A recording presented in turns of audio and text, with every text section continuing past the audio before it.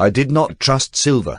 It was with a heavy heart that I, tied to a length of rope that Silver was holding, followed the men when they went up the hill to look for the bulk of the treasure near Spyglass Hill.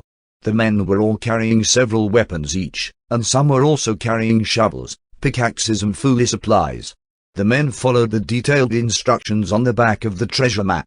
We crossed swamp and woodland and then climbed up towards the flat top of the Spyglass.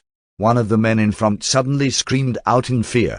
Near a tree he had found a skeleton, lying unnaturally straight, with its arms pointing up above its head. Silver thought for a moment and then asked one of the men to take a compass bearing.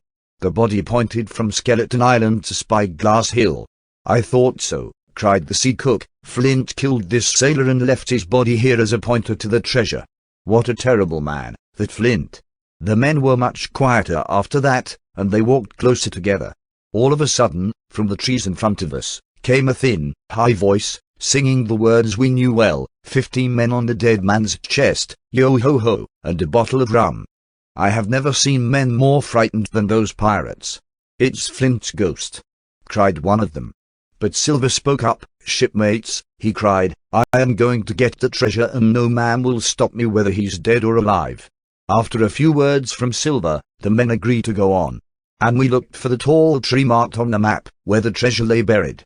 They now walked faster and Silver was full of excitement. I knew that all Silver wanted was the treasure, and to get away from the island, and that he would kill anyone who stood in his way. As we came near the great tree the men began to run, and then they stopped suddenly. In front of us was a great hole, not recently made, and very little else. The treasure that lay under the first of the red crosses on the map had been found and taken.